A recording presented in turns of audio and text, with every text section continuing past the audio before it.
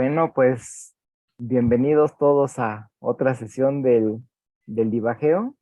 Y ahora tenemos el gusto de contar con Jessica Jaures. Jessica Jaures también es profesora aquí de la facultad, recientemente adscrita al Departamento de Matemáticas con muchísimo gusto. Entonces, Jessica, por favor, muchísimas gracias por aceptar la invitación. Y ahora no me pusiste el título, entonces ya se me olvidó, pero eso va a quedar constado en el video. Pero bueno, entonces te Bueno, lo se enterarán en el proceso. se enterarán en el proceso, sí. Pero gracias, Jess. Entonces, te los dejo. Gracias a ustedes por la invitación, por la paciencia y por estar aquí. Bueno, voy a empezar, trataré de no ir muy rápido con el nervio que tengo ya. Pero bueno, la idea es que vamos a considerar ecuaciones diferenciales, no los quiero expandir ahorita todavía, ecuaciones diferenciales que en principio vamos a empezar pensando en una ecuación diferencial dada por un campo lineal en R2. Ajá. Entonces vamos a pensar, ¿sí se ve? ¿Se ve? Sí, sí se ve. Sí se ve. Se ve muy bien. Sí. Gracias. Entonces vamos a pensar en una ecuación lineal en R2. Para fijar ideas podríamos pensar, por ejemplo, en una matriz, que esta es una matriz diagonal, digamos. Aquí podríamos pensar que la lambda es un real el que nosotros queramos, y nosotros hacemos lo que solemos llamar el retrato de las fases, que es básicamente pintar las imágenes de las soluciones, que son curvas reales que se adaptan perfectamente al campo, es decir, que tangencialmente son descritas por el campo vectorial. Entonces, por ejemplo, vamos a pensar que tenemos un punto P, y ese punto P, entonces nuestro campo le está diciendo, coloca la flechita AP, A evaluado en P, eso genera una recta real, y nuestras curvas solución se adaptan perfectamente a esas rectas que va generando el campo vectorial, ¿vale? Entonces, esa es la idea de las soluciones. Ahora, estas son las soluciones, las ecuaciones que mejor conocemos, son las que mejor podemos pintar y podemos determinar mucho todos sus comportamientos gracias a que tenemos las soluciones explícitas.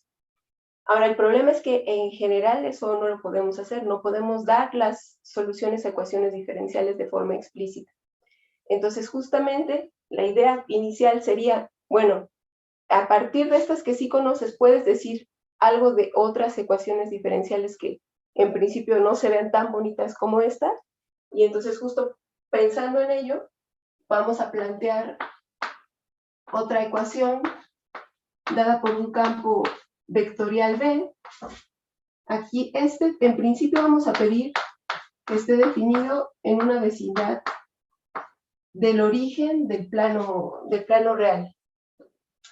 Y esta vamos a pensar que tiene una parte lineal que empieza con este término lineal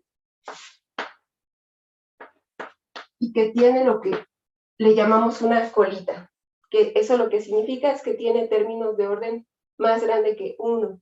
Entonces, para pensar en esta colita podríamos decir, por ejemplo, que tiene términos de la forma alfa x1 al cuadrado más beta x2 al cuadrado, gamma x1, x2, por ejemplo. Aquí aparecen términos cuadráticos, y de hecho podríamos pensar que aparecen más cosas, términos cúbicos, términos de orden 4, etc. ¿Vale? Entonces la pregunta es si esta se parece de algún modo a la ecuación lineal. Y eso de que se parezca de algún modo, lo que estamos, como lo pensamos ya de forma más formal, es si al menos localmente podemos dar un cambio de coordenadas que lleve las soluciones de una ecuación en las soluciones de la otra, de la no lineal. las soluciones de la lineal, en las soluciones de la no lineal, y de hecho esta pregunta la hacemos simplemente alrededor del punto singular, no tenemos mayor pretensión, ¿vale? Entonces esto es local, y esto lo que significa, lo voy a escribir aquí abajito, es que dada una solución a la ecuación lineal, vamos a ponerle a esta phi, a esta bajo h, esta pasa por el punto P, va a dar a una curva que se verá también como la imagen de una solución a la ecuación no lineal. Esta solución la voy a denotar así y pasará por el punto H en P. Entonces lo que diremos es que bajo H la solución a la ecuación lineal va a la solución, a la imagen de la solución a la ecuación no lineal, y aquí no necesariamente queremos que el tiempo se conserve, de hecho ponemos que para algún tiempo, que tendrá que ver en algo con T, pero en principio no tendrán por qué ser los mismos. O sea que una solución bajo H va a caer a la imagen de una solución bajo B, ¿vale? Y entonces esta relación la vamos a denotar como A y B. Decimos que el campo A y el campo B son los mismos, salvo un cambio de coordenadas, ¿vale? Entonces, respecto a esta pregunta, de hecho voy a enunciar un teorema, que es el teorema conocido como el teorema de linealización de Poincaré, en su versión real. Respecto a este problema, lo que dice Poincaré es que si partimos de una ecuación no lineal, pero que tiene parte lineal A, esto en R2, en una vecindad del punto singular del origen de R2, y aquí con B analítico real. Esto lo que significa es que el campo es C infinito, pero además alrededor del origen podemos decir que su serie de Taylor es convergente, ¿vale? Es analítico real. Entonces, si pedimos que la matriz A no sea idénticamente cero y además satisfaga ciertas condiciones generales,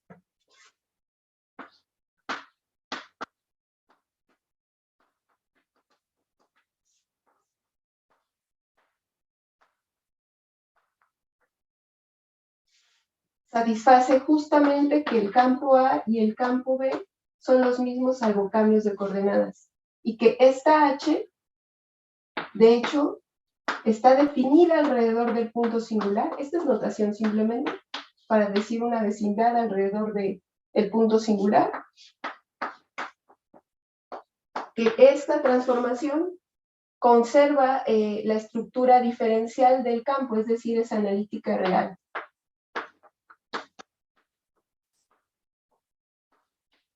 ¿Sí?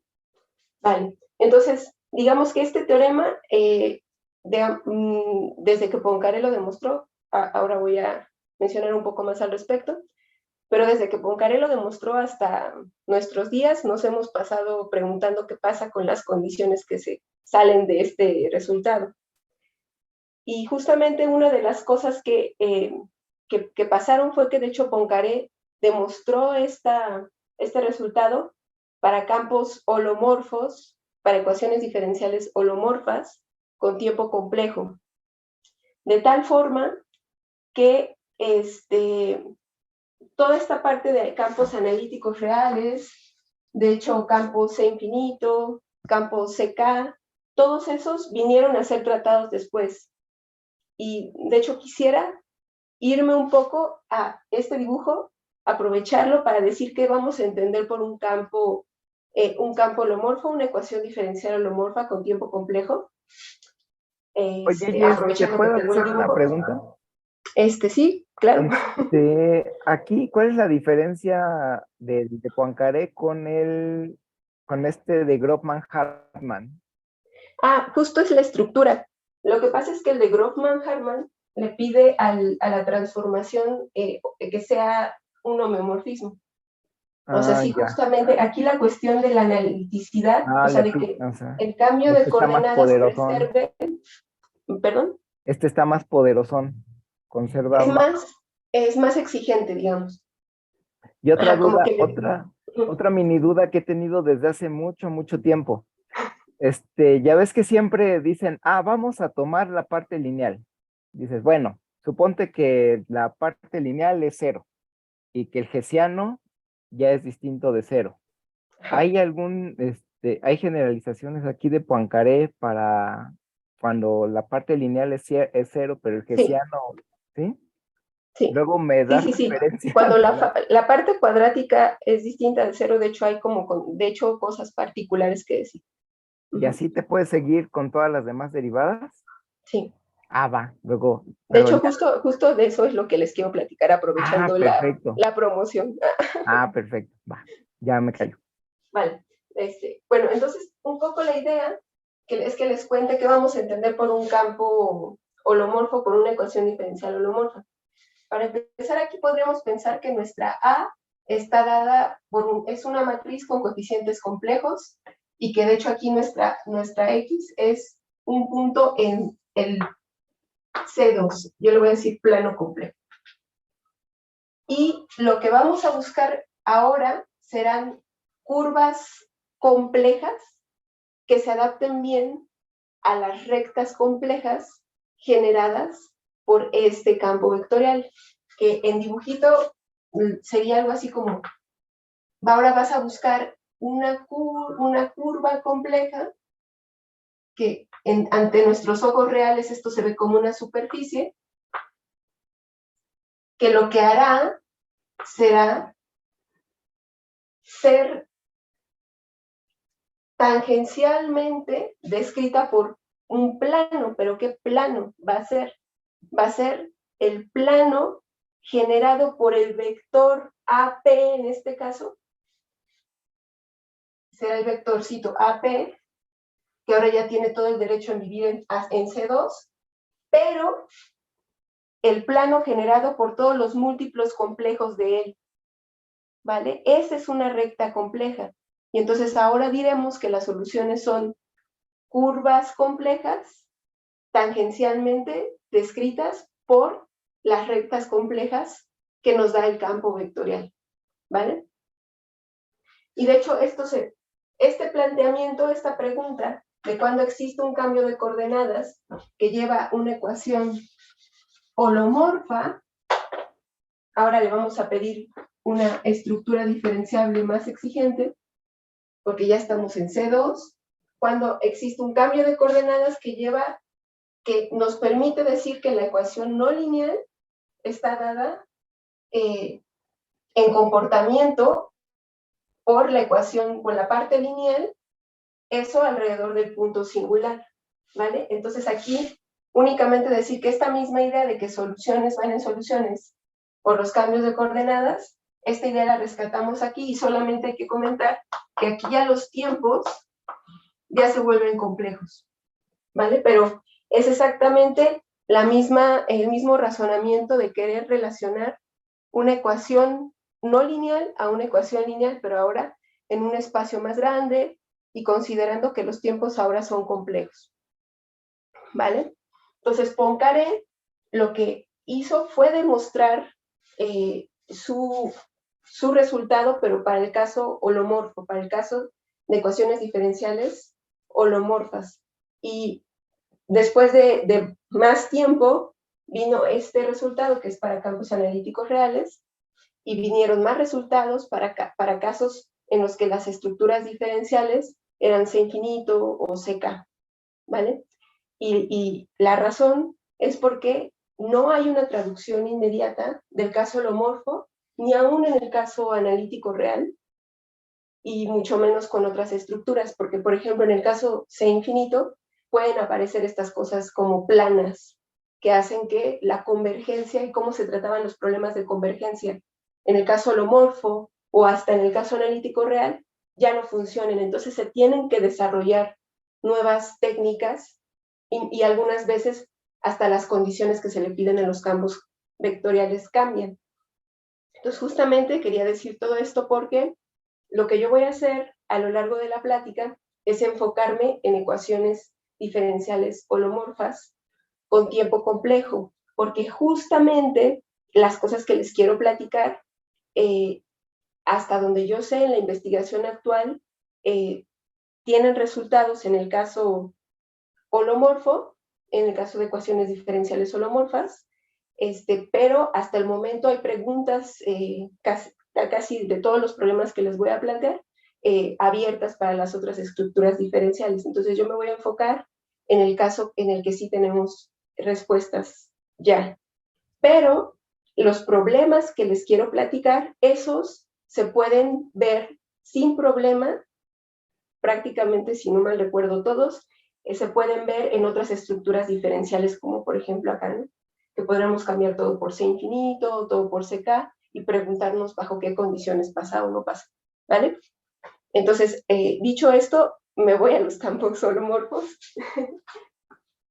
y no, les pediré que no se preocupen, porque prácticamente todos los dibujos que haré son reales.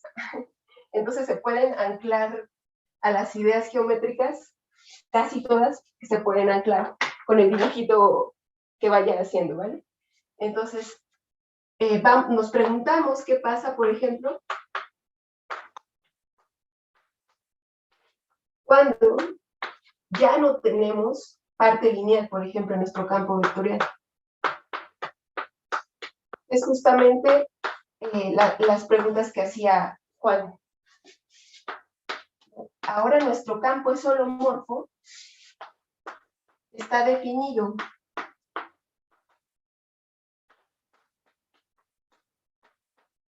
alrededor del origen en el plano complejo, pero ahora ya no hay parte lineal, ¿vale? Y entonces la propuesta para abordar este problema es, vámonos con la filosofía de Poincaré, es decir, querer entender el comportamiento de los campos salvo cambios de coordenadas. Entonces eso lo coloco en el siguiente dibujito. Ahora vamos a tener, por ejemplo, dos campos. Déjenme poner, de hecho, algo así, por ejemplo.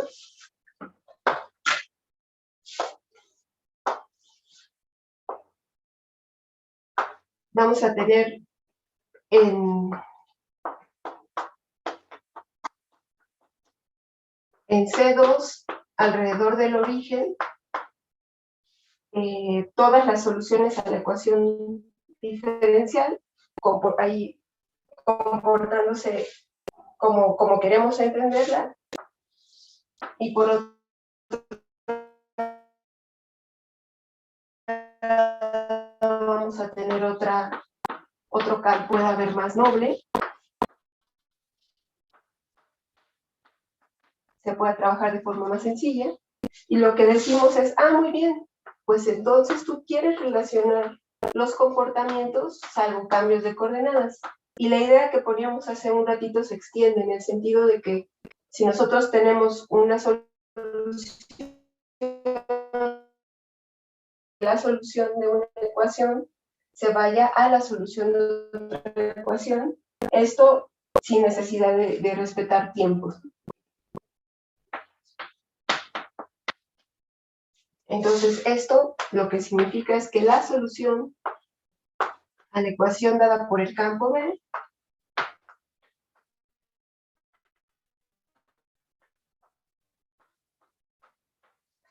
se irá a la solución a la ecuación dada por el campo que he puesto B tilde, que pasa por el punto H en P, pero ya sin necesidad de preservar los tiempos. Esto lo vamos a sintetizar diciendo que B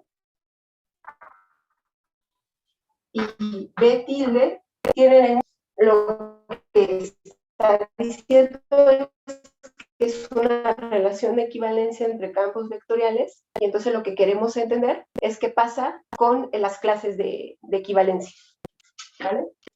Entonces, así como que esta es nuestra búsqueda. ¿Qué pasa con las clases de equivalencia? Con los diferentes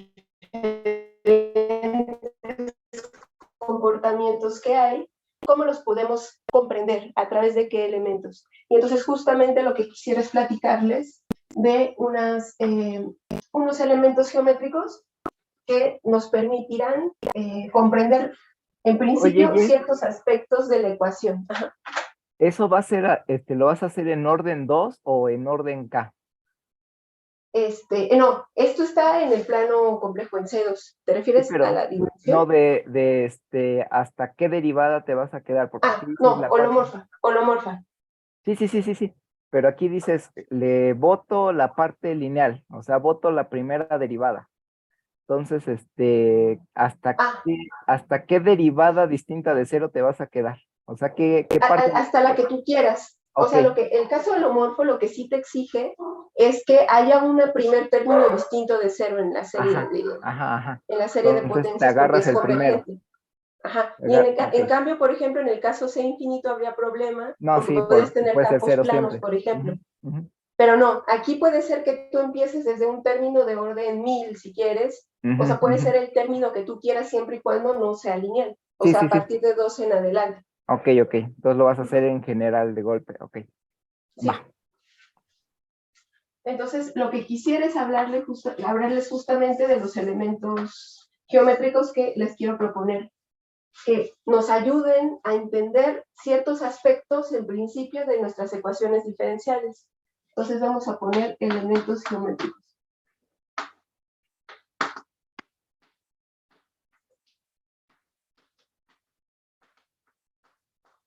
Entonces, el primero son lo que les llamamos curvas invariantes.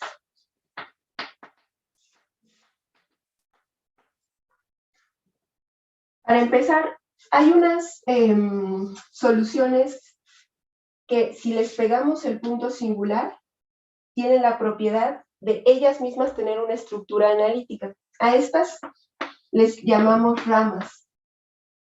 Una rama será un cero de una función holomorfa que tiene la propiedad de ser la imagen de una solución pegándole un punto singular. A esta le suelen llamar ramas invariantes o bien separatrices también, ¿vale? Que de hecho aquí en mi dibujo las dibujé como llegando al punto singular. Ahora, a una unión finita de estas le llaman curvas invariantes. Entonces voy a poner varias acá, como en el dibujito, pero si se dan cuenta, solamente estamos rescatando con esta idea de curva invariante una cierta cantidad finita de soluciones pegándoles el punto singular. Y cada una de esas soluciones se extiende al punto singular analíticamente. Entonces, esta déjenme ponerla como C, una unión finita de estas ramas, tiene que ser finita, para poder hablar de una curva invariante para la ecuación diferencial, ¿vale? Entonces, resulta que estas curvas, si nosotros partimos de dos ecuaciones que tienen un cambio de coordenadas que los conecta, pues lo que resulta es que ese cambio de coordenadas se restringe al de las curvas invariantes. Es decir, si por ejemplo tenemos por aquí, aquí originalmente estaba nuestra ecuación B, dada por el campo B, y aquí nuestra ecuación dada por B tilde, entonces, ahora, esta que le llamaré CD es la curva, una curva invariante para el campo B, y esta tendrá su curva invariante también, que será una unión finita de este tipo de ramas invariantes, que son soluciones que se extienden analíticamente al punto singular. Esta tiene la suya propia. Y lo que pasa aquí, por ejemplo, es que si existe este cambio de coordenadas, entonces la H está mandando la curva invariante del campo B en la curva invariante del campo B tilde. Es decir, la curva invariante del campo B es la misma, salvo cambios de coordenadas, que la curva invariante de B tilde, ¿vale? Entonces, esa parte, digamos, es que la curva invariante de una va en la otra bajo el cambio de coordenadas. Y estas ya se relacionan por un cambio de coordenadas también.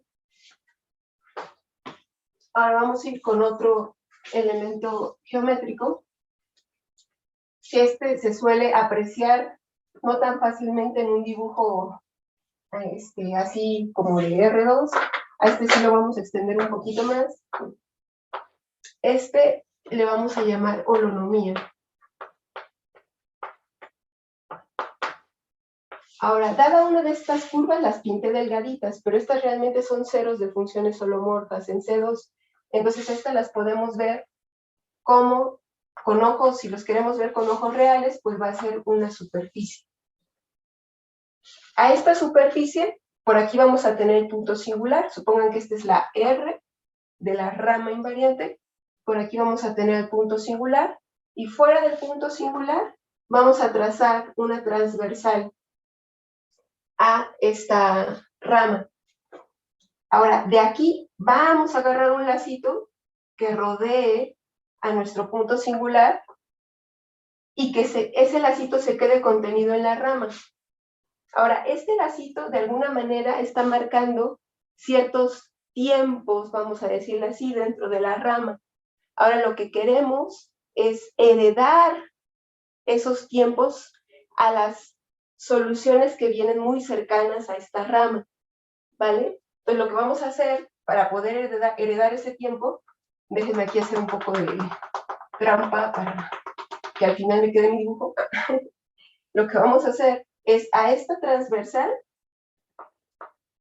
la vamos a empezar a mover a lo largo de el lazo, lo vamos a mover y entonces eso lo que va a hacer es a una solución que esté cercana, la vamos a ir intersectando con estos movimientos que hagamos de la transversal, estas traslaciones podremos pensar de la transversal, y vamos a ir haciendo lo que le llaman un levantamiento del lazo, ¿vale? Y eso lo que significa es a la gama, a nuestra transversal, la intersectamos con una solución y la vamos extendiendo, extendiendo, extendiendo, hasta que lleguemos nuevamente a la transversal gamma. Por aquí está un puntito P, y al puntito de llegada, que no necesariamente es lo mismo, hay unos ejemplos en donde se puede ver rápidamente, al elemento de llegada le llamo delta. Esto lo que me dice es que si voy de gama en gama, entonces al punto P lo llevo a otro punto delta P, y esto da una transformación de la transversal en la transversal, que lo que está midiendo es cómo una transversal mide el recorrido de una misma solución, si regresa y cuántas veces toca la transversal, siguiendo el lacito que está acá abajo, ¿vale? Entonces, esta transformación suele llamarse transformación de holonomía y tiene sus apellidos de la rama R alrededor del punto singular, en este caso el cero que teníamos, ¿vale? Una pregunta, Jessica. Sí. ¿La transversal es poner un plano complejo? Sí, aunque puede ser más chiquito. O sea, de hecho, para que Una sea de la vecindad. transversal en la transversal, podría ser más chiquito que un plano, un pedacito de plano que intersecte transversalmente. Ah, bueno, va. Entonces, lo que va a pasar acá, ahora pensando en nuestro caso que ya teníamos donde había un cambio de coordenadas entre el campo B y el campo B tilde, aquí teníamos a la ecuación dada por el campo B, Entonces, ahora, con este cambio de coordenadas, va a pasar que podemos hacer la lectura de lo que le ocurría al campo B tilde, la podemos hacer a través de la transformación de la holonomía del campo B. ¿Cómo lo haremos? De una manera que seguramente ustedes han visto muchas veces, que es, bueno, tu transversal está, podrías pensar que es la H gamma, por ejemplo, para no tener problemas.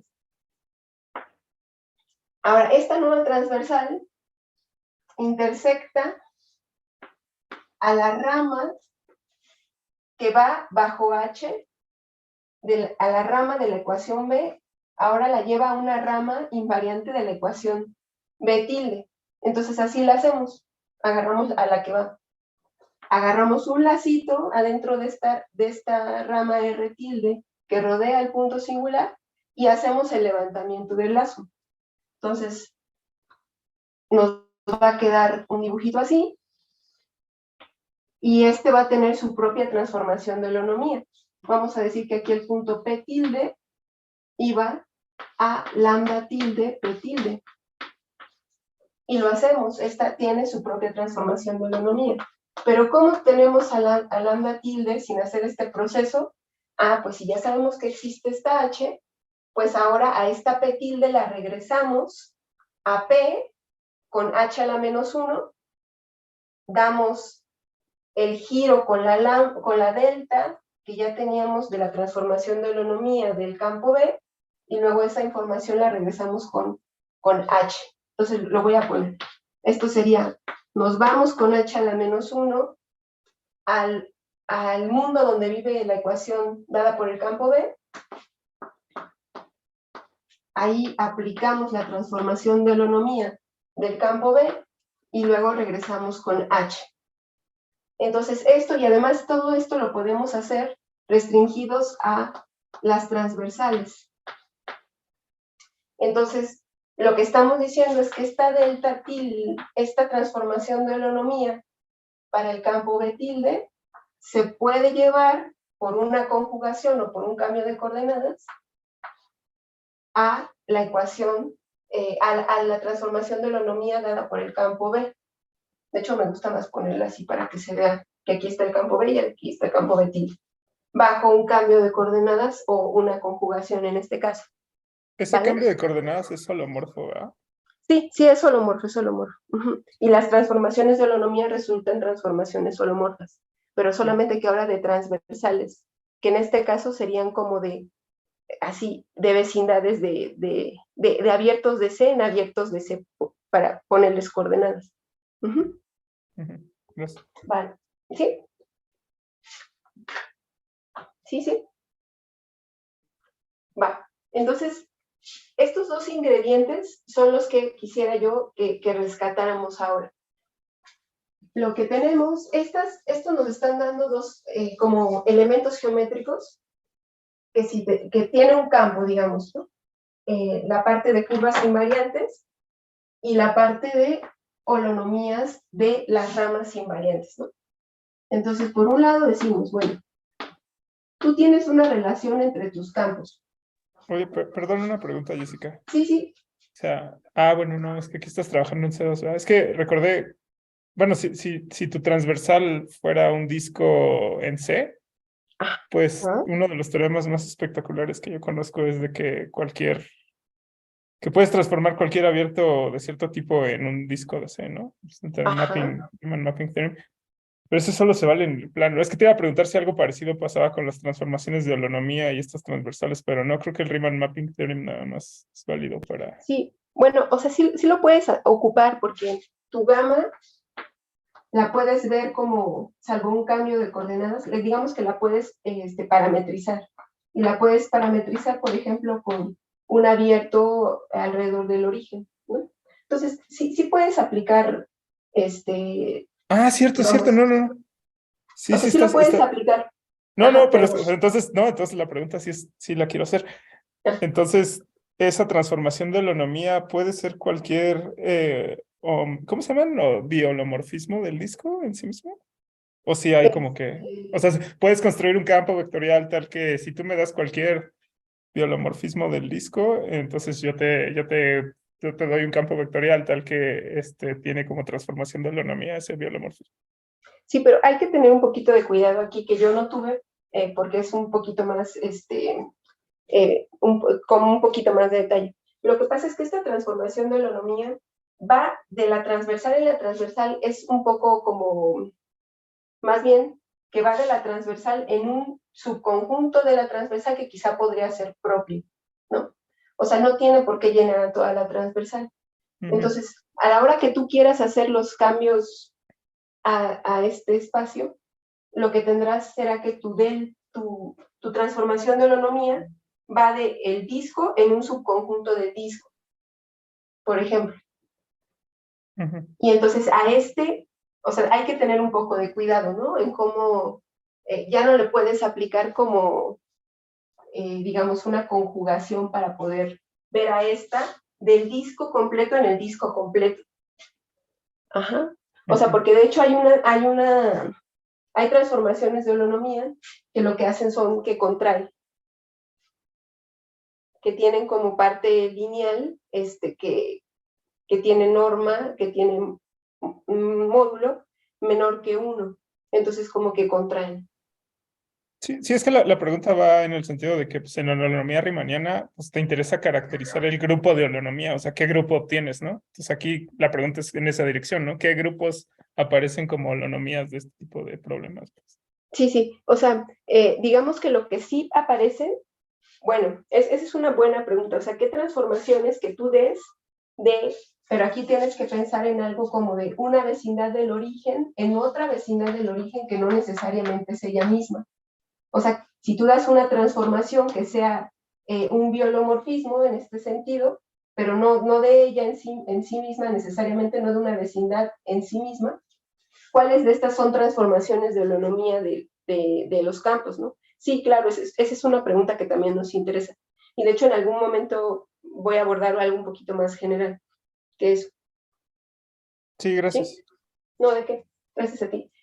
Ok, entonces lo que quería era resaltar lo que hemos discutido acá, que es que si tenemos dos campos que tienen el mismo comportamiento, salvo un cambio de coordenadas, entonces lo que hemos visto es que sus curvas son las mismas, salvo cambios de coordenadas, y sus transformaciones de holonomía, eso para cada una de las ramas que haya, son las mismas, salvo cambios de coordenadas, ¿vale? Entonces, eso pasa. Ahora, una pregunta que se hizo Tom, como alrededor de los años 60, fue si pasa el inverso. Él conjeturaba que sí. La conjetura de Tom es que pasaba que si tú das las curvas invariantes de dos campos y ves que entre ellas hay una conexión por un cambio de coordenadas, y que si das las holonomías de cada rama y ves que entre ellas hay una conexión por cambios de coordenadas, entonces, él decía eso, ibas a poder dar un cambio de coordenadas global que llevaba soluciones de un campo en las soluciones del otro por un biolomorfismo. Eso es lo que él conjeturaba. Entonces, años después, se vio que esto no pasaba, y quien lo vio fue Musu, y Musu dijo, no pasa, pero yo conjeturo que pasa otra cosa. Y entonces él hizo otra conjetura. Él dijo, vamos a cambiar un poquito a estos elementos geométricos, vamos a complicarlos un poquito, a estas transformaciones de holonomía les vamos a pedir un poco más. Vamos a pedir, de hecho, que sean más bien unos grupos de holonomía, y esta es holonomía evanescente. En un momentito más va a quedar más claro qué es esto, pero que los grupos de holonomía evanescente sean los mismos salvo cambios de coordenadas. Y déjenme platicarles, aprovechando este dibujo, un poquito de qué es esto de la holonomía evanescente. Déjenme, por ejemplo, poner un poquito acá. Vamos a pensar en el hipotético caso de que nuestra rama R no solo tuviera esta a este punto como punto singular, sino que tuviera más puntos. Una cantidad finita de puntos. Entonces uno dice, bueno, yo rodeo a cada uno de estos con lacitos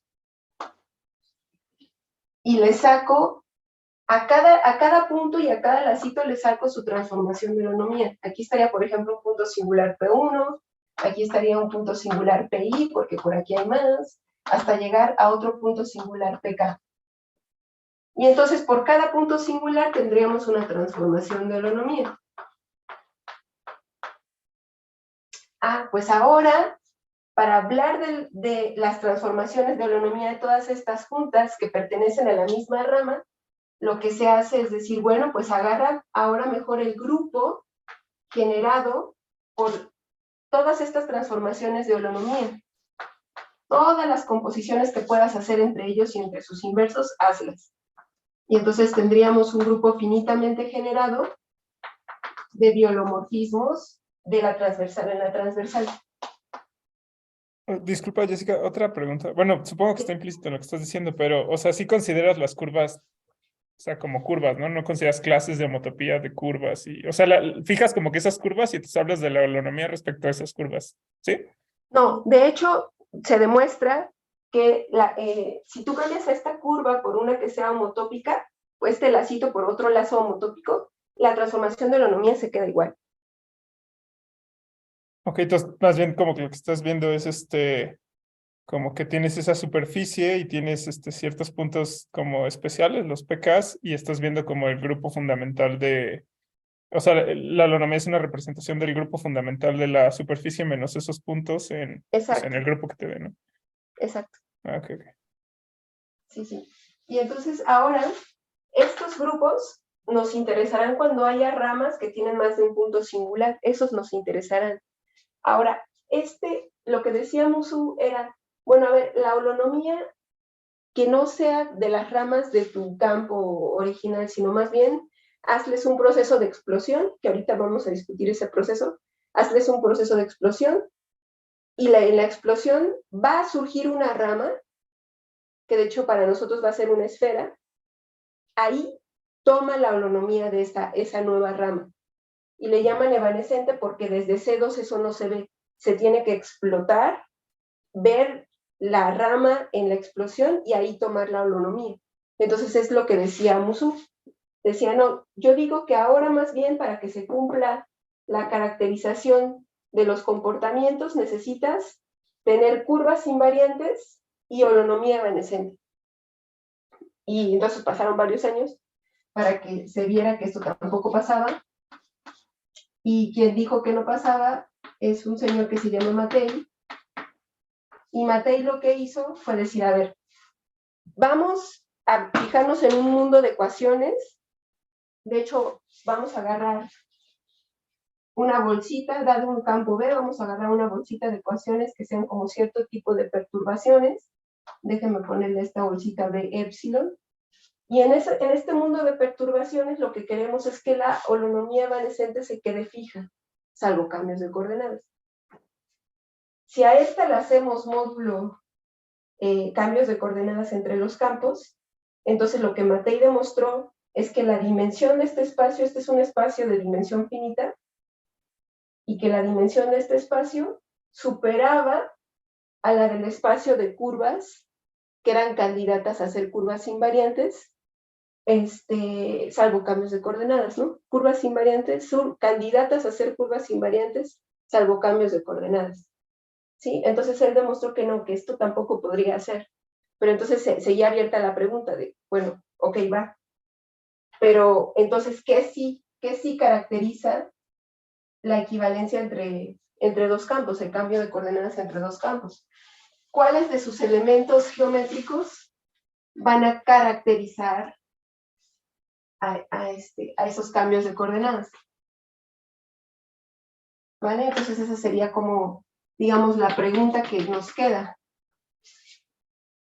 A esto, así digamos, ¿cuándo pasa que si tenemos dos campos,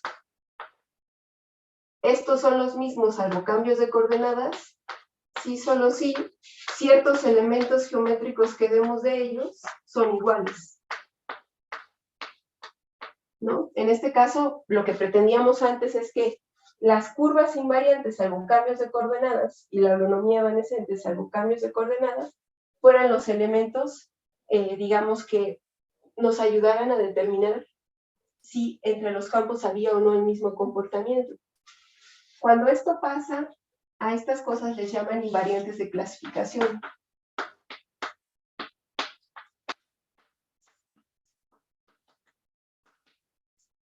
Y entonces la pregunta es si podemos o no encontrar invariantes de clasificación en el sentido que apuntaban las conjeturas.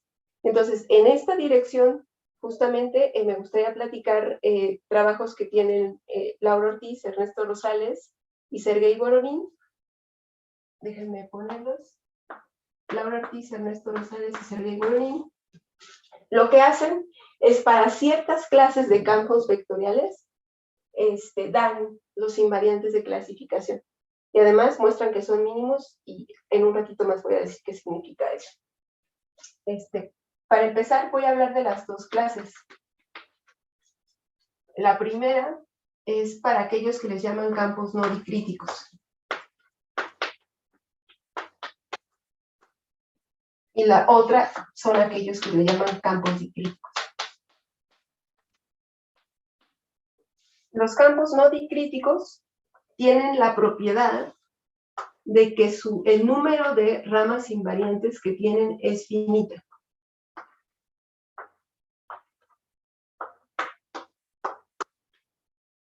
El número de ramas invariantes es finito.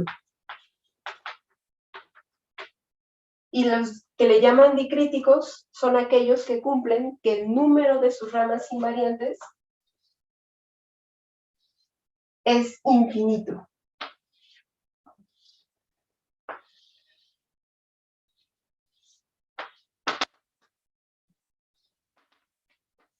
Y justamente para poder distinguir cómo se ven estos, lo que voy a hacer ahora es cambiar a los campos por sus explosiones, ¿vale? Pero ahorita voy a eso.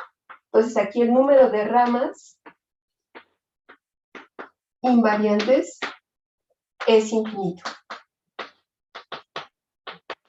Acuérdense que las ramas son aquellas soluciones que se prolongan analíticamente al punto singular, ¿vale? Entonces, para distinguir un poco más cómo se ven estos campos, lo que nosotros hacemos, de hecho, en la realidad, y lo que voy a hacer en el dibujo también, es cambiamos de espacio a los campos vectoriales. Lo que vamos a hacer es tomar a la vecindad donde están definidos de C2, le vamos a quitar el punto singular, y en su lugar vamos a agregar una esfera. ¿Por qué una esfera?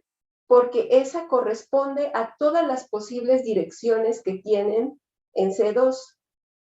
Ahora, este proceso de que toma un punto en C2 y agrégale más bien todas las posibles direcciones que tienes en C2 para ese punto, le llaman explosión del punto, ¿vale? Entonces, esta cosa, realmente yo lo que voy a hacer simplemente es dibujar un círculo, que todos aquí vamos a pensar que es una esfera.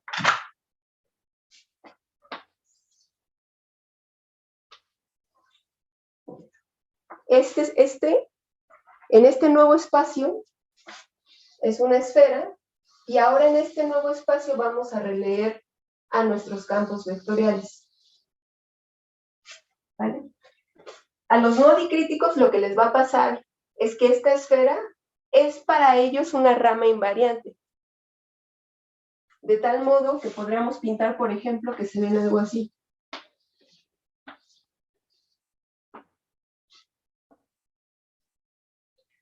Y además podemos decir, estas, de hecho son herencia de las ramas invariantes.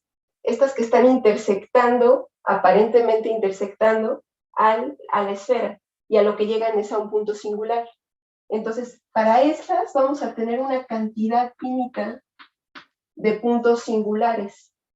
Y aquí, por ejemplo, podemos poner los otros puntos singulares, y en el resto de la esfera, alrededor de ella, todo se ve muy regular.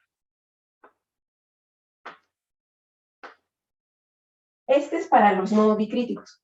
Ahora, para los dicríticos, lo que le está pasando más bien es que todas estas ramitas, todas, están intersectando transversalmente a la esfera, excepto en un número finito de puntos. Entonces déjenme poner eso. Por acá la intersectan, excepto en un número finito de puntos, donde nosotros pediremos condiciones para que tengamos tangencias simples. Aquí está la tangencia simple.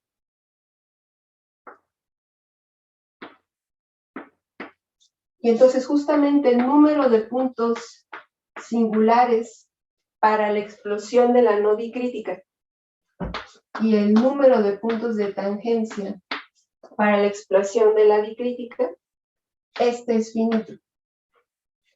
Y justamente ahí un poco apuntando a la dirección de una pregunta que hizo Juan hace un ratito, es el número de puntos que te salgan y el número de puntos de singulares que te salgan y de tangencia están relacionados con en qué componente homogénea empiezan tus campos, ¿vale? No lo pongo aquí para no meter más notación, pero justamente este número está relacionado con eso.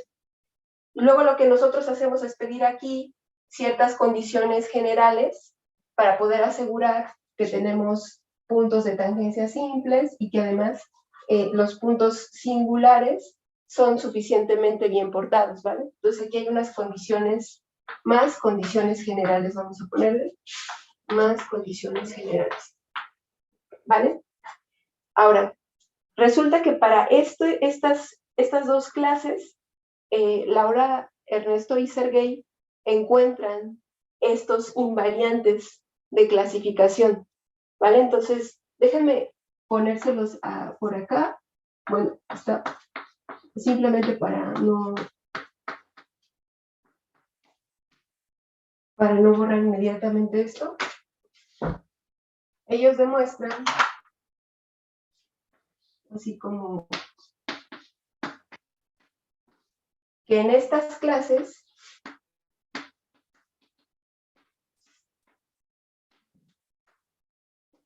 si hay dos campos que tienen el mismo comportamiento, salvo un cambio de coordenadas, eso se caracteriza por medio de unos invariantes. Y ahorita lo que me gustaría sería decirles un poquito de estos invariantes, ¿vale? Y justamente otra cosa que ellos dicen es que además son invariantes de clasificación mínimos. Invariantes de clasificación mínimos. Y ahorita voy a esta parte de qué significa que sean mínimos.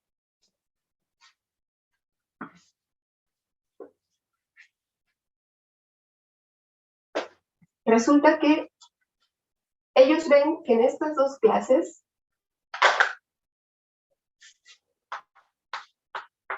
vamos a poner que aquí ya no les puse, pero mi B va a indicar campo no dicrítico. Será como el blanquito, digamos. Lo blanquito está representado para B, pero de hecho lo que le llamamos su explosión. La explosión de B. Lo amarillo es para la explosión de un campo no dicrítico, y este le voy a llamar W, pero de hecho explotado. ¿Vale?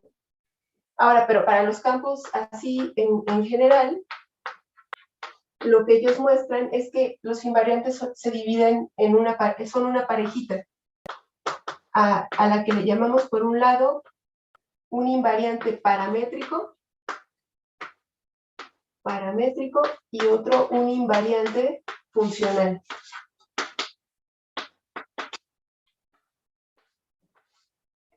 Ahora, el invariante paramétrico, ¿qué es?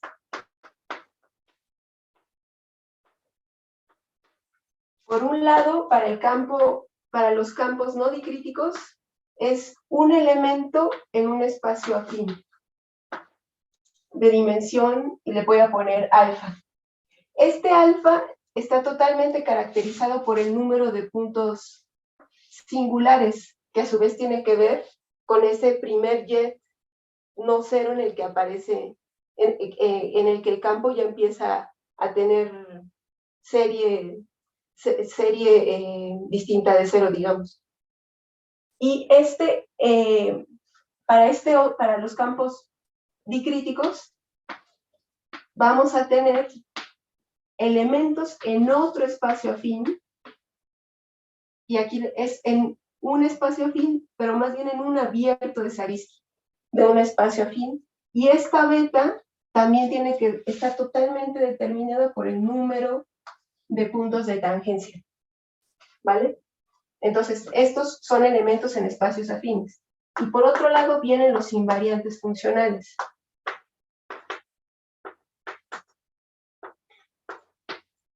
En el caso de los campos no dicríticos, el invariante es el grupo de holonomía evanescente salvo cambios de coordenadas. Holonomía evanescente. Y eso, justamente ahora sí ya puedo aprovechar mi dibujito para recordar. La esfera es una rama invariante de esta primera explosión del campo, que simplemente es ver al campo en este nuevo espacio. Esta rama invariante va a tener una cantidad finita de puntos singulares. Ahora justamente lo que hacemos es rodeamos a cada uno de estos, sacamos para cada uno de ellos la transformación de holonomía y generamos un grupo, ¿vale? Entonces ese es el grupo de holonomía evanescente. Y entonces aquí el ingrediente de funcional invariante justo aparece con la holonomía evanescente para el caso de campos no dicríticos. Ahora, para el caso de campos dicríticos, viene lo que le llamamos una colección de involuciones, y le voy a poner IW. Ahora, ¿esta cómo se obtiene? También se obtiene de una forma muy geométrica. En el caso de los campos dicríticos y su primera explosión, lo que está pasando es que alrededor del punto de tangencia simple, muy cerquita a él, todo el resto de las soluciones intersectan exactamente 2 veces a la esfera. Entonces, por ejemplo, aquí se ve un poquito en este dibujo, podríamos pensar que este es un punto de intersección U, y que esta misma solución intersecta otra vez en una U estrella a la esfera. Entonces, ¿qué hará la involución, una de ellas? Pues manda U a U estrella y viceversa. Por eso es una involución, porque a U estrella la va a mandar a U también. Y entonces, esta es una involución alrededor del punto de tangencia QJ. Y lo que vamos a tener es, entonces, por cada punto de tangencia, una involución. Y por eso ponemos aquí una colección de involuciones. Tendremos una por cada punto de tangencia. ¿Vale? Entonces, digamos que estos son los invariantes que ellos obtienen, y estos, por ejemplo, los funcionales están dados absolutamente de manera geométrica a partir de los campos vectoriales. Pero estos otros fueron obtenidos más bien a través de una forma normal. Y esa forma normal uno la generaba como con la filosofía de Poincaré, que también hizo sus formas normales, pero la de él fue quitarle toda la colita después de lo lineal.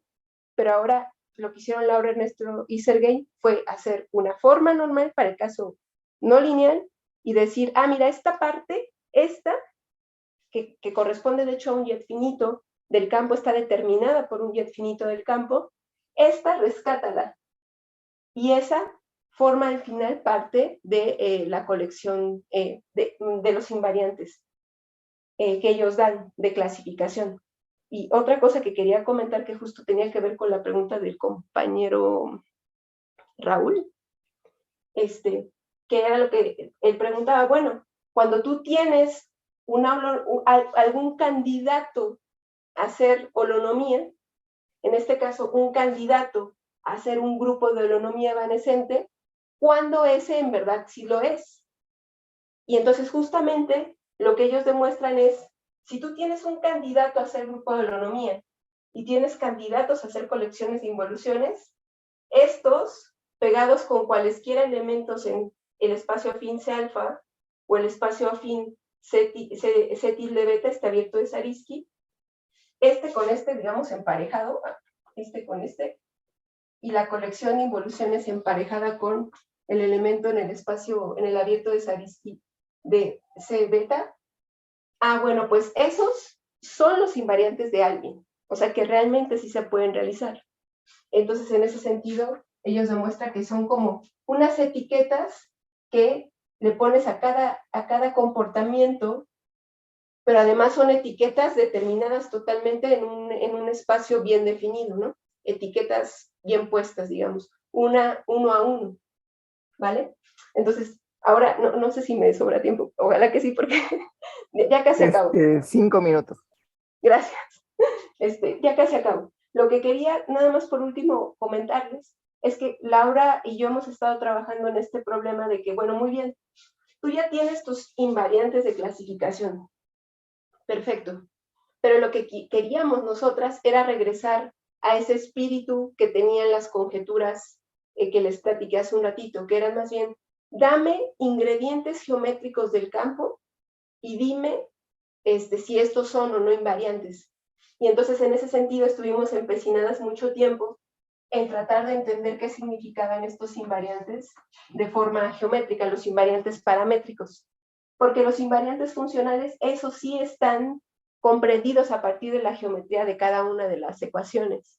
Ajá. Entonces justamente lo que hicimos fue decir, bueno, siempre siguiendo un poco el espíritu de entender qué se había hecho en este problema de clasificación, una cosa que detectamos y que sí nos tuvo mucho tiempo pensando fue, bueno, siempre que analizaba, por ejemplo, ellos analizaron por aparte el caso de no dicrítico y el caso dicrítico.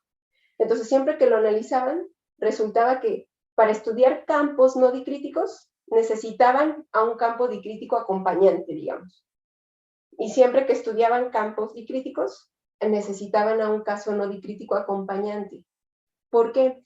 Porque pasaba un poquito lo que ya borré en el dibujo, que era, bueno, tú tienes, o sea, esto se puede ver desde el plano complejo, pero creo que se ve mucho mejor desde la explosión. Si tú tienes diferentes puntos singulares y de tangencia, entonces pasaba lo que pasaba en el dibujo de que uno por un lado tiene los puntos singulares del campo no dicrítico, aquí están los PSIs, y por otro tiene a los puntos de tangencia del campo dicrítico. Y aquí están los Q-scores. Entonces, fuera del punto singular y fuera del punto de tangencia, si nosotros ponemos interactuando a estos dos campos y a sus soluciones, entonces lo que vamos a tener es lo que les pintaba hace un ratito, que hay una intersección transversal entre las soluciones del campo no dicrítico y del campo dicrítico. Y lo mismo alrededor del punto de tangencia. Y de hecho para todos los puntos en la esfera, alrededor de todos los puntos en la esfera. ¿Sí? Entonces lo que pasa es un poco así, como se los pintaba hace un ratito. Estos forman sistemas coordenados que colapsan en los puntos de tangencia que hay entre las soluciones. Y entonces justamente ahí es donde surge la pregunta, bueno, ¿y qué tienen que ver? Espero que se vea un poquito este color.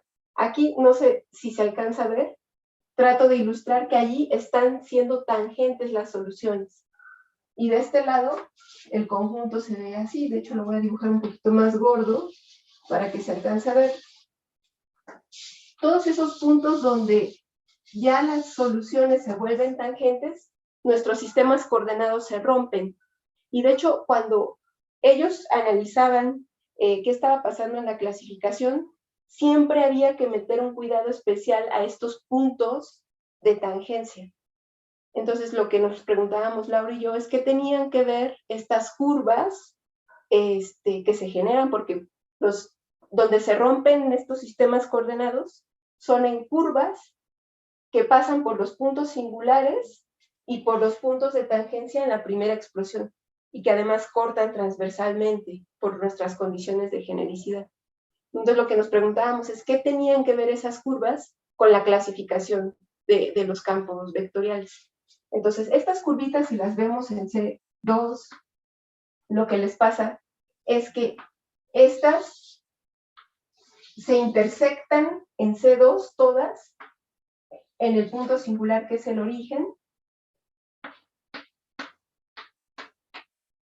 pero todas y cada una vienen de un punto singular o de un punto de tangencia, de tal manera que cuando bajan son lisas todas y cada una de ellas y tienen como tangentes exactamente a las direcciones de tangencia y también a las direcciones singulares.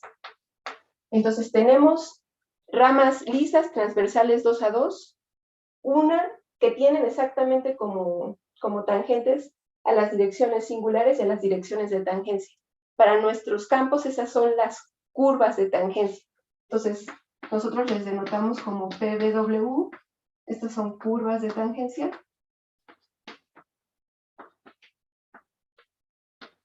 Y también les suelen llamar curvas polares.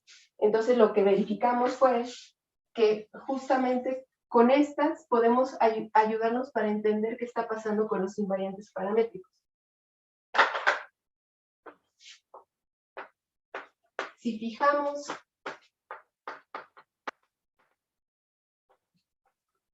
el grupo de holonomía, un candidato es el grupo de holonomía salvo cambios de coordenadas, holonomía evanescente, y una colección de involuciones. Entonces podemos decir que campos, de hecho lo voy a poner como campos, que identifiquen uno a uno a estos invariantes paramétricos, digamos que estos se vean ya como invariantes paramétricos, ya que tienen fijas sus invariantes funcionales. Entonces, estos, si tomamos su curva de tangencia, salvo cambios de coordenadas, lo que estaremos haciendo es a cada pareja de invariantes paramétricos asociarles una curva dentro del espacio de candidatos a ser curvas de tangencia. Curvas de tangencia, salvo cambios de coordenadas. Ahora, ¿qué son estos candidatos? Son curvas analíticas que tienen ramas lisas transversales 2 a 2, una por cada una de las direcciones singulares o direcciones de tangencia, y que tienen exactamente esas como tangentes. Entonces, nosotros decíamos, bueno, con estas polares, ¿puedes o no llenar este espacio? Y la respuesta fue que genéricamente sí, se puede llenar un abierto denso de este espacio simplemente con polares. Y la otra pregunta era si podíamos decir que cada una de estas se realizaba por una única pareja de invariantes paramétricos. Y la respuesta fue que sí, sí hay ciertas relaciones entre el número de puntos singulares y el número de puntos de tangencia. Que la pregunta de Juan tendría que ver con en qué jet comienzan cada uno de los campos, ¿no? En qué componente homogéneo.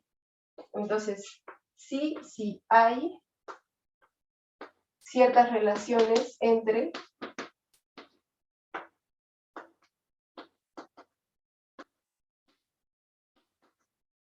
el número de puntos singulares y el número de puntos de tangencia. ¿Sí? Y ya, eso es lo que les quería decir. Gracias por su atención. No, gracias a ti, Jessica. Ya vamos a ponerte aquí los aplausos, espera.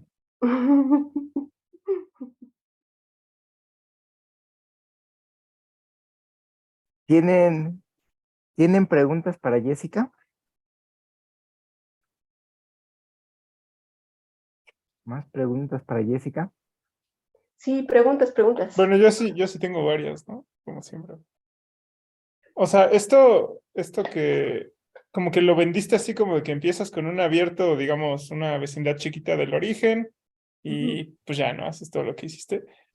Pero al final del día terminas explotando pues, ese abierto, ¿no? Entonces terminas teniendo una cosa que como variedad compleja, pues ya no es como tan pues, simple como un abierto, una pequeña bola, ¿no? De ese. Entonces la pregunta es, ¿realmente lo vendiste así nomás para que no nos traumáramos? O sea, es que yo creo que ustedes también trabajan mucho como en CP2, ¿no? O sea, ¿esto vive en CP2 realmente? ¿O hay resultados, digamos, en esta dirección para ver campos vectoriales en variedades complejas, por ejemplo, compactas? Bueno, gracias por la pregunta. Sí, digamos que esta parte es como un estudio local, sí es como un estudio local, aunque tienes razón en que cuando uno hace estas explosiones, uno cambia de espacio y ya los espacios que uno obtiene no tienen por qué ser compactos, porque de hecho siguen siendo como vecindades de esferas, pero sí se complican más, ¿no? De hecho, tienes, digamos, una variedad compacta, como puede ser una unión de esferas, y entonces alrededor de ella tomas vecindades y dices, pero digamos que este estudio local nosotros lo vemos en C2, pero sí es cierto que después todo esto se lleva a CP2. Y de hecho en ese trabajo están algunos hermanitos académicos, por ejemplo, Gilberto Bruno, él trabaja de curvas para ver son curvas invariantes de ciertos campos, y detectando realmente un poco lo que les comentaba al principio, que es, bueno, ahora métete en un mundo un poco más complicado o bien con una estructura diferencial distinta y ve si las preguntas que tienes respecto a caracterizar los comportamientos se responden allá y cómo se responden, ¿no? Entonces, digamos que esta es una herramienta que sirve a todo estudio global, pero sí es cierto que el estudio global conlleva muchas otras cosas, ¿no? Que no se ve desde este aspecto. Sí, pero es que No la sé si pregunta respondí tu Sí, no, de pregunta. hecho me parece muy interesante porque me da la impresión que esto que acabas de escribir, pues obviamente es un tema de mirar las dimensiones de la cosa de la izquierda, de la derecha y supongo que determinarlas en términos de alfa y beta. Pero, por ejemplo, o sea, justo alfa y beta, pues como dices, están determinados por los ceros de los puntos estos P's y los Q's, ¿no? Entonces, en el caso compacto, pues ya eso no está como que a tu elección, ¿no? O sea, un campo vectorial holomorfo en una variedad compleja compacta, pues sus ceros, así no son arbitrarios, ¿no? Hay restricciones topológicas, ¿no? Entonces, como que ahí, como que amarras más la situación, o sea, pareciera que no, pero según yo la amarras, ¿no? Bueno, a estos P's, I's y Q's, J's, esos son fáciles de realizar cualesquiera P's y Q's, J's distintos 2 a 2, singulares para la primera explosión, en el caso no dicrítico, y puntos de tangencia para la primera explosión en el caso dicrítico. Eso se puede hacer y es muy rápido. Pero sí tienes razón en que si tú ya empiezas a meter más restricciones a tu espacio, pues entonces ya la realización de esos puntos ya no es de cualesquiera puntos, ¿no? O sea, sí, eso también sí estoy de acuerdo contigo. Pero en este caso sí es sencillo, digamos. Súper, muchas gracias. Muy bonita No, ¿de plática. qué? Gracias a ti por tus preguntas. ¿Alguna otra pregunta? Si no, yo sí tengo una rápida. Aquí, para fijar ideas. Cuando si tú llegaste a orden uno, o sea, tú tienes tu linealización, la relación era como que el espectro, bueno, de los valores propios que todos fueran negativos o algo así, podías transformar una en otra, ¿no? Es O que algo tú así. estás pensando en Grove-Mann-Harman. Ah, ya. Pero aquí en orden uno, ¿cómo se ven las relaciones entre P's y Q's? En orden 1, bueno, tú estás pensando que tienes parte lineal, Ujú, ujú.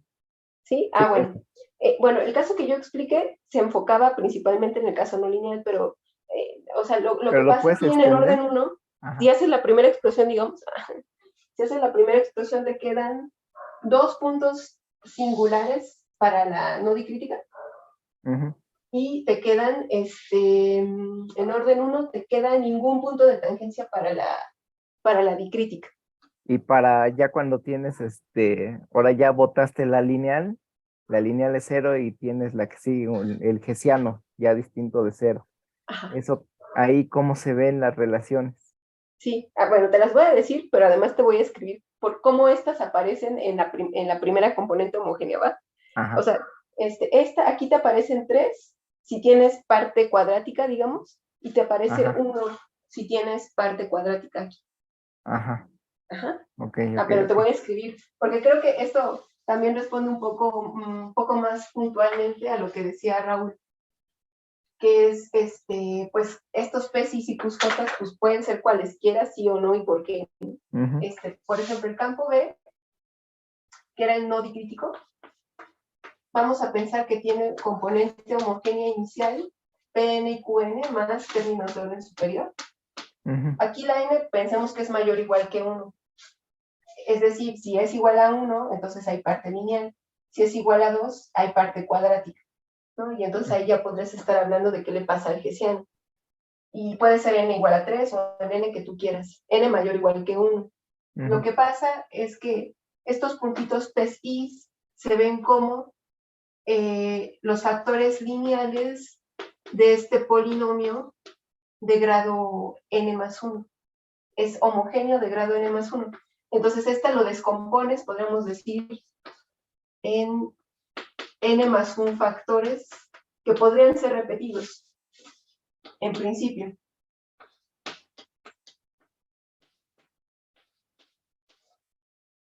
Alfa i más beta i. Ajá.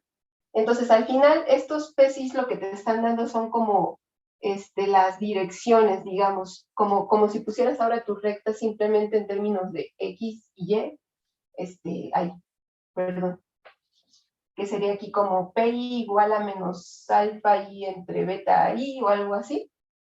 Sí, sí, O sí, sea, sí. ahí te están apareciendo estos PIs. ¿Cuántos te pueden aparecer a lo más n más 1? Y de hecho, Ujú. en las condiciones generales que nosotros pedimos, decimos, es que queremos que aparezcan exactamente n más 1.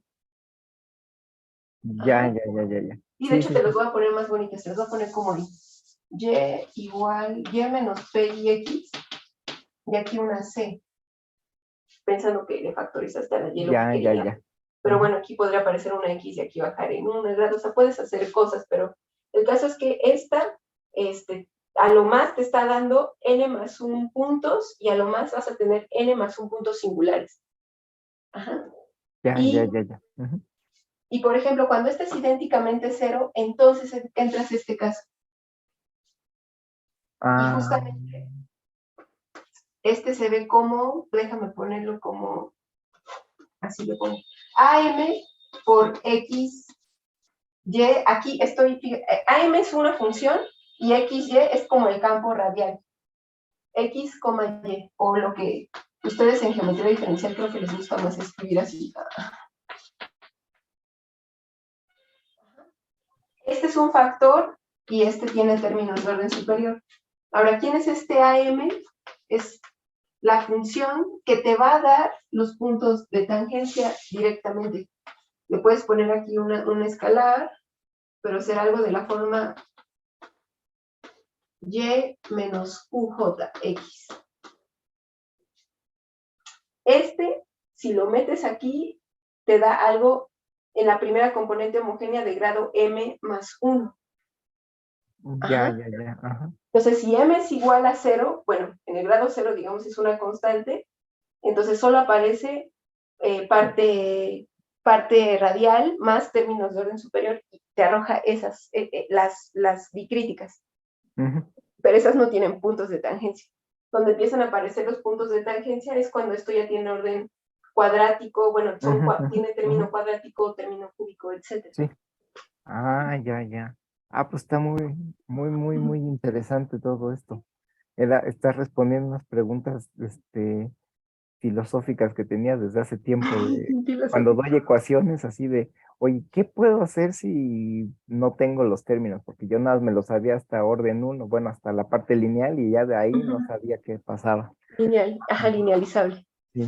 Ah, Sí. mira, qué bonito. Bueno, Qué bueno que les gustó.